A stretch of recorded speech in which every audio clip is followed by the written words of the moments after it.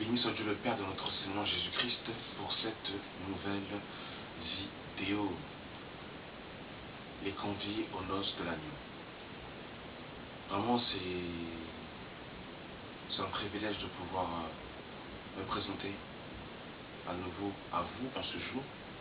C'est un privilège d'avoir le souffle de vie, véritablement de vivre. C'est une grâce que Dieu nous fait, c'est une faveur véritablement imméritée. Et pour ça, nous lui sommes infiniment reconnaissants, parce que nous ne méritons rien pour vous. Nous ne sommes pas meilleurs que les autres pour avoir un nouveau, aujourd'hui, voir un nouveau soleil. Tout ça, c'est par la grâce de Dieu, et nous lui sommes infiniment reconnaissants. Alors aujourd'hui, frères et sœurs, nous aimerons parler des conviés aux noces de l'agneau. Alors pourquoi le thème de cette vidéo? Tout simplement parce que c'est le message du temps, mes frères et sœurs. Le Seigneur Jésus-Christ revient bientôt chercher son Église et nous devons nous préparer. Et mon frère, ma sœur, il faut que tu saches que tu as reçu une invitation du Seigneur Jésus-Christ et le Seigneur ne te mettra pas la pression pour que tu puisses venir à cette invitation. Tu dois accepter cette invitation, mais en acceptant cette invitation, tu dois te défaire de certaines choses de ta vie, tu dois te défaire de certains points de ta vie, tu dois te défaire de certaines activités, tu dois te défaire de certains rêves dont tu as voulu appliquer depuis ton enfance. Tu dois renoncer à pas mal de choses pour pouvoir participer à l'invitation des noces de l'agneau. Alors nous sommes sans plus tarder, frères et sœurs, dans Luc chapitre 14 à partir du verset 15.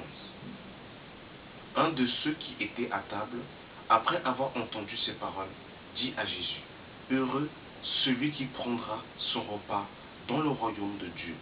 Et Jésus répondit: Un homme donna un grand souper et il invita beaucoup de gens.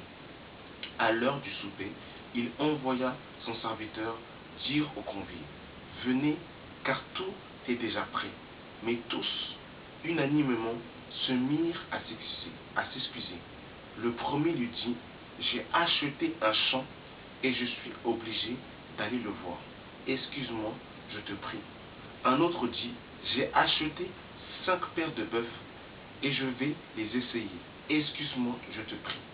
Un autre dit: Je viens de me marier, c'est pourquoi je ne puis aller. Le serviteur de retour rapporta ces choses à son maître. Alors le maître de la maison, irrité, dit à son serviteur: Va promptement dans les places et dans les rues de la ville et amène ici les pauvres, les estropiés, les aveugles, les boiteux, les serviteurs du maître de ce qui a ordonné a été fait, et il y a encore de la place. Et le maître dit au serviteur: Va dans les chemins, les longs des haies, et ceux que tu trouveras, contrains-les d'entrer, afin que ma maison soit remplie. Car je vous le dis, aucun de ces hommes qui avaient été invités ne goûtera à mon souper. Voyez-vous, mes frères et sœurs, comment c'est terrible? Ici, c'est une parabole, mais c'est aussi une réalité. Dans un premier temps, Jésus avait fait cette invitation aux Juifs, mais les Juifs, unanimement, ont refusé de participer aux noces, au festin du Seigneur. Et le Seigneur s'est tourné justement vers les goïs, vers les païens, vers les gentils, et nous fait cette invitation. Malheureusement, frères et sœurs, beaucoup de chrétiens, sans se rendre compte, ont refusé l'invitation du Maître. Beaucoup de chrétiens, parce qu'ils sont tellement occupés aux soucis du siècle présent, parce que beaucoup de chrétiens mettent l'accent sur les choses de ce monde, refusent l'invitation du Seigneur. Il y a un point, frères et sœurs, qui a été évoqué dans cette parabole, c'était le mariage. Quelqu'un a été invité, mais à cause du mariage, il a dit: je viens de me marier et je ne peux pas venir amener. Il y a une chose que nous devons savoir, frères et sœurs, c'est que Dieu a son cœur dans le mariage. Parce que la Bible commence par un mariage et elle finira par un mariage. Elle commence par un premier couple avec Adam et Ève dans Genèse chapitre 1, chapitre 2, quand on voit que Dieu a mis une aide semblable à l'homme, et elle finira par une alliance dans Apocalypse 19 entre Christ et son Église. Donc Dieu a son cœur dans le mariage. Toutefois, le véritable mariage que le chrétien doit aspirer, mes frères et sœurs, c'est le mariage céleste, avec son épouse, avec son époux, Christ. Nous devons chercher, frères et sœurs, à entrer dans les noces. Nous devons chercher, frères et sœurs, à savoir si nous sommes véritablement mariés et épouses de l'agneau. Mon frère, ma soeur, tu peux te marier physiquement dans la chair, mais ne pas participer aux noces de l'agneau. Ne pas participer au véritable mariage. Le mariage en soi n'est pas un péché, mais il ne doit pas prendre la première place au point, mes frères et sœurs, où Jésus n'a plus la place dans nos vies, dans nos cœurs, où la parole de Dieu, où la doctrine du Seigneur n'a plus la première place dans nos cœurs, mes frères et sœurs. Il faut véritablement que nous puissions savoir quelles sont nos priorités, quel est notre premier trésor.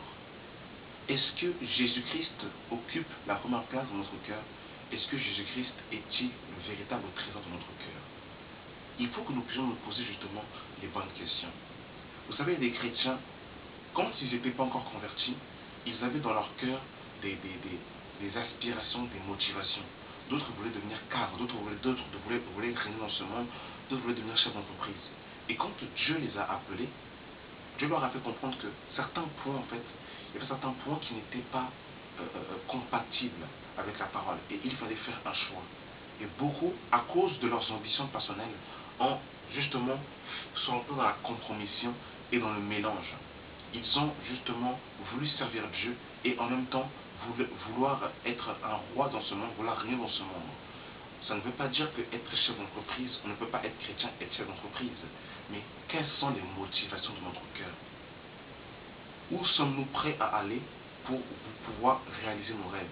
Mon frère, ma soeur, si tu veux réaliser tes rêves jusqu'à griller les feux rouges des stops de la parole de Dieu, sache que tu es en train de faire fausse route. Mon frère, ma soeur. Parce que pour participer aux noces de l'agneau, mes frères et sœurs, il faut être prêt à renoncer à certaines choses qu'on a entrepris afin de pouvoir participer aux noces de l'agneau.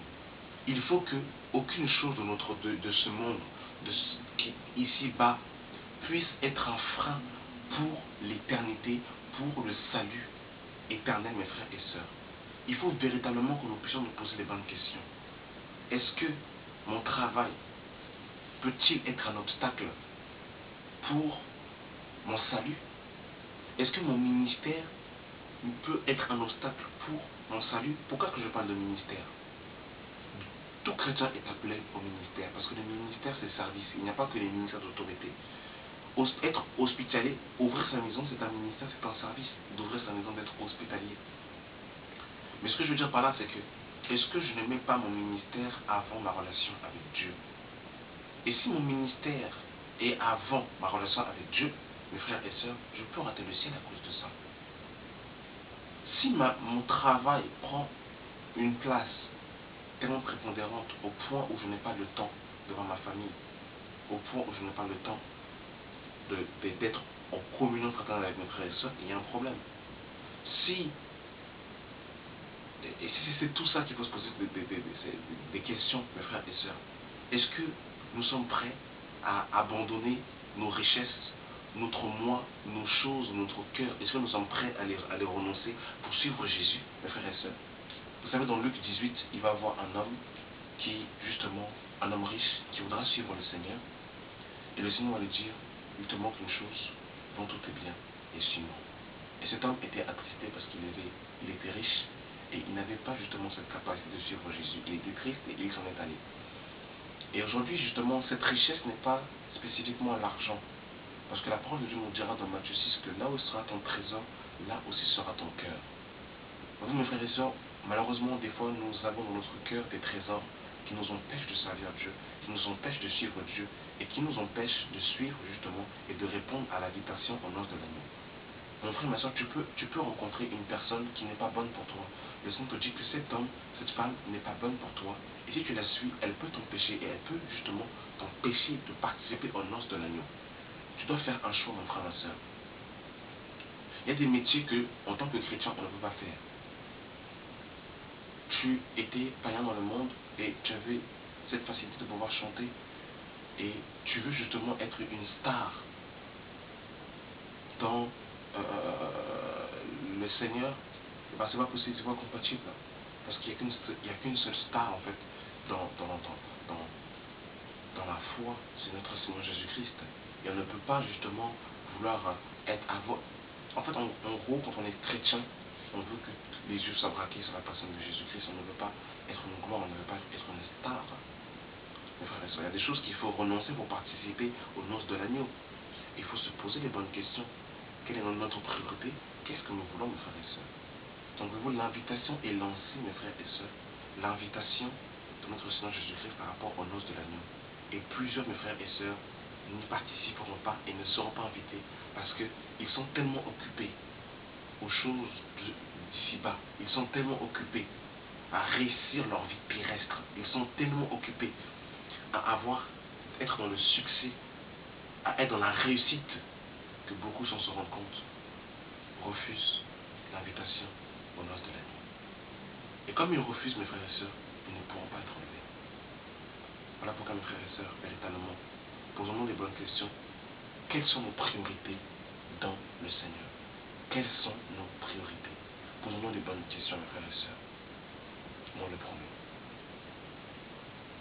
Merci d'avoir suivi cette vidéo. Et vraiment, que le Saint-Esprit nous interpelle sur nos priorités dans nos cœurs. Que tout honneur et la gloire nous soit rendu à notre Seigneur et Sauveur Jésus-Christ. Amen.